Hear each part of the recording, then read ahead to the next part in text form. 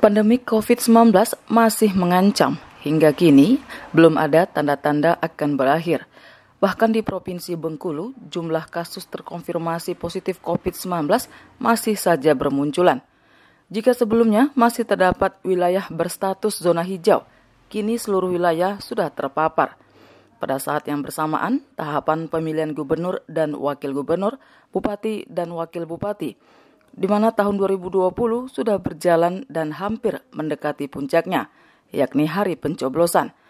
Pemilihan serentak di tahun 2020 yang berlangsung di masa pandemi COVID-19 ini tentunya terbilang sangatlah berbeda. Perbedaan ini sebagaimana diatur dalam Peraturan KPU Nomor 13 Tahun 2020 tentang perubahan kedua atas Peraturan KPU Nomor 6 Tahun 2020 tentang pelaksanaan pemilihan gubernur dan wakil gubernur, bupati dan wakil bupati, serta wali kota dan wakil wali kota serentak lanjutan dalam kondisi bencana non-alam COVID-19. Pelaksanaan peraturan KPU tersebut lalu ditugaskan Polri melalui Maklumat Kapolri Nomor 3 Tahun 2020 tertanggal 21 September tahun 2020 tentang kepatuhan terhadap protokol kesehatan dalam pelaksanaan pemilihan tahun 2020. Beberapa perubahan dalam pelaksanaan tahapan pilkada serentak tertuju pada proses pendaftaran kandidat ke KPU yang hanya dihadiri masing-masing pasangan calon yang dijadwalkan oleh lembaga pemilu. 1 orang LO dan seorang mewakili tim pemenangan. Saat mendaftar, tidak boleh ada iringan massa melebihi 50 orang dan tidak bersifat hiburan, yang tentunya dijaga ketat oleh aparat kepolisian dan tim Satgas COVID-19. Pada pendaftaran di KPU, pasangan calon dan rombongan terlebih dulu mengikuti protokol kesehatan, yakni mencuci tangan, pengukuran suhu tubuh, dan menggunakan masker. Sementara tim pemenangan yang mengantar pasangan calon diwajibkan menggunakan masker dan menjaga jarak serta tidak boleh masuk ke ruangan. Perubahan lainnya, kegiatan kampanye pasangan calon yang biasanya diperbolehkan di lapangan terbuka dengan jumlah massa yang tak terbatas kini ditiadakan, serta juga debat kandidat yang biasanya tercipta kerumunan pendukung juga dibatasi. Kabid Humas Polda Bengkulu, Kombes Pol Sudarno mengatakan, sesuai instruksi Kapolri, di masa pandemik saat ini, apalagi di tengah suasana pilkada serentak, di mana Provinsi Bengkulu salah satu daerah yang akan menggelar pesta demokrasi di Provinsi Bengkulu, tentu saja melakukan sejumlah langkah mulai dari bersifat sosialisasi, operasi simpati, hingga dengan penindakan. Sosialisasi secara masif dilakukan melalui media sosial, spanduk, dan baliho di lokasi-lokasi strategis. Terus kemudian saat ini juga kita sedang melaksanakan pilkada. Di sana ada Bawaslu. Di tingkat kecamatan ada Panwas. Sampai ke tingkat desa juga ada yang mengawasi. Terus kemudian Polri dalam hal ini memang ditugaskan oleh negara bersama dengan TNI. Kita bersama-sama untuk mengawal, terutama kita mengawal masyarakat agar masyarakat patuh terhadap protokol kesehatan untuk virus COVID-19. Jadi tujuan utamanya itu yang pertama. Nah, menyikapi termasuk juga peserta pemilu yang saat ini sedang mencalon, apakah itu gubernur, kemudian bupati, semuanya harus mentaati protokol kesehatan. Diakui Sudarno, memang tidak mudah untuk merubah pola tatanan baru kepada masyarakat dengan membudayakan menggunakan masker, jaga jarak, dan tidak melakukan kerumunan. Namun, meskipun demikian, sejumlah upaya persuasif terus dilakukan agar tidak tercipta klaster baru, apalagi di suasana pilkada saat ini. Dan meskipun sudah ada sejumlah perubahan dalam pelaksanaan tahapan pilkada, potensi pelanggaran terhadap protokol kesehatan masih rentan terjadi. Seperti misalnya potensi orang berkerumunan saat pasangan calon turun langsung berkampanye. Hal senada turut disampaikan Ketua KPU Provinsi Bengkulu Irwan Saputra berkaitan dengan teknis penyelenggaraan pilkada di tengah situasi pandemi COVID-19 yang telah diatur dalam PKPU nomor 13 tahun 2020. Dikatakan Irwan Saputra, berdasarkan PKPU tersebut, tentunya pelaksanaan Pilkada 2020 harus mengedepankan protokol kesehatan guna mencegah agar tidak terpapar COVID-19, sehingga seluruh masing-masing pasangan calon kepala daerah yang ada di Provinsi Bengkulu dapat mematuhinya. Sedangkan penerapan protokol kesehatan pada setiap pelaksanaan teknis pilkada akan melibatkan tim satuan petugas COVID-19 di masing-masing daerah, termasuk dalam hal pelaksanaan kampanye masing-masing calon yang biasanya dilakukan di lapangan terbuka, kini ditiadakan dan diganti dengan kampanye daring atau memanfaatkan jejaring media sosial. Pada debat-debat biasanya yang begitu riuh dan ramai, tapi di masa pandemi ini kita memaklumi karena keterbatasan peserta yang hadir hanya beberapa orang ini, sehingga memang dari sisi kemeriahannya itu memang berbeda ketika penyelenggaraan debat ini dilakukan pada kondisi normal. Sekali lagi, ini adalah bagian upaya KPU menunjukkan komitmen yang tinggi untuk menerapkan protokol kesehatan dalam semua tahapan pemilihan sebagai salah satu syarat bahwa pemilihan serentak ini tetap bisa dilanjutkan di masa pandemi COVID ini. Sekedar diketahui bahwa hampir saja tahapan-tahapan pemilihan ini semua dilakukan secara daring, termasuk debat ini sempat dipertimbangkan untuk tidak dilakukan dalam bentuk tatap muka seperti yang kita lakukan saat ini, walaupun jumlah pesertanya dibatasi. Namun karena dengan berbagai macam pertimbangan, bentuk kampanye tatap muka dalam bentuk pertemuan terbatas dan debat masih tetap bisa dilakukan, tetapi sekali lagi dengan pembatasan. Karena itu kami sekali lagi menyampaikan permohonan maaf kepada masyarakat Provinsi Bengkulu yang tahapan demi tahapan pelaksanaan pemilu kada memang terbilang sangat panjang dan rentan mengundang kerumunan massa, sehingga langkah tegas untuk mengantisipasi potensi kerumunan massa di tahapan pemilu kada dengan agenda debat terbuka calon gubernur dan wakil gubernur Bengkulu di putaran pertama dan kedua saja, Polda Bengkulu sampai harus menurunkan ratusan personel lengkap dengan armada pengamanan untuk membubarkan jika terjadi kerumunan massa seperti water cannon dan barakuda.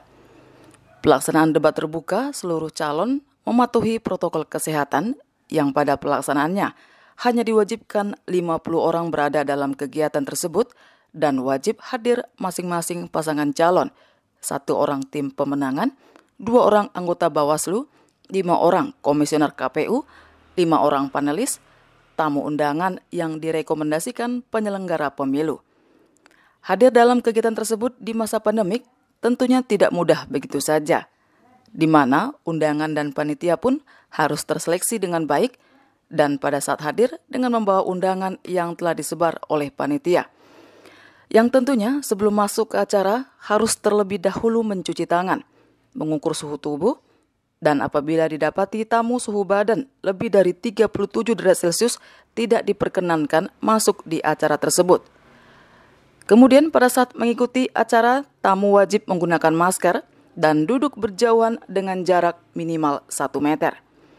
Kondisi seperti ini tentunya sangat tidak nyaman, namun untuk menghindari terpaparnya virus COVID-19, protokol kesehatan wajib ditegakkan, walaupun memang Provinsi Bengkulu regulasi penegakan pidana hukum masih belum maksimal.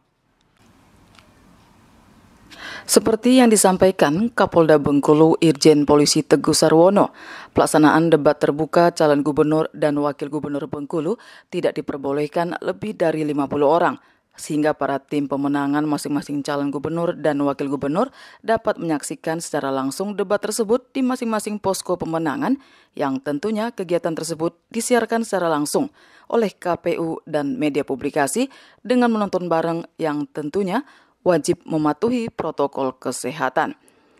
Dalam hal yang sama dikatakan Kapolda akan memfokuskan pengamanan di masing-masing posko pemenangan pada saat nonton bareng. Penerapan protokol kesehatan sangatlah dikedepankan menurut Kapolda Bengkulu guna mencegah penularan virus COVID-19. Para paslon gubernur oleh KPU, saya selaku aparat keamanan kaitannya dengan pengamanan pilkada terkait dengan debat ini kita ikuti dari aturan dari PKPU nomor 13 tentang itu bahwa maksimal adalah 50 orang di dalam suatu ruangan. Oleh sebab itu saya berharap kepada seluruh paslon untuk tidak membawa massa yang berlebihan. Kita ikuti aturan saja karena situasi keamanan itu juga penting.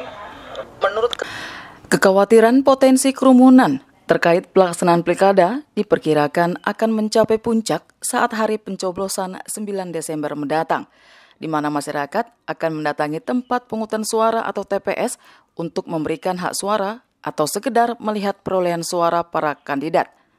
Demi mengantisipasi pelanggaran protokol kesehatan saat pencoblosan, Polri, dalam hal ini Polda Bengkulu, melalui Polsek Kecamatan Muara Bangkahulu, Kota Bengkulu, menekankan kepada para petugas perlindungan masyarakat atau Linmas, Babinsa, Babin Kamtibmas yang bertugas di setiap TPS di wilayah Kecamatan Muara Bangkahulu pada 9 Desember wajib mengedepankan protokol kesehatan kepada masyarakat yang akan melakukan pencoblosan. Penekanan Kapolsek Muara Bangkahulu, AKP Kusnul Komar tersebut pada apel kesiapan petugas Linmas jelang pemilu kada Gubernur dan Wakil Gubernur Bengkulu di halaman Polsek Muara Bangkahulu, Kota Bengkulu. Pengamanan khususnya Babinsa maupun Linmas dalam hal pengamanan pilkada serentak nanti tanggal 9 Desember 2020 terutama dalam hal masa pandemi COVID-19. Sudah dijelaskan dari PPK untuk item-itemnya saja yang berapa yang dalam hal terutama pengamanan ada 15 item dalam hal masa pandemi COVID ini. Tadi dalam wajib dijelaskan, jadi petugas Linmas wajib mengingatkan kepada para pemilih untuk melaksanakan protokol kesehatan. Kita untuk menghindari hal-hal yang tidak diinginkan, nanti para pemilih yang tidak mengikuti anjuran protokol kesehatan tidak boleh memilih.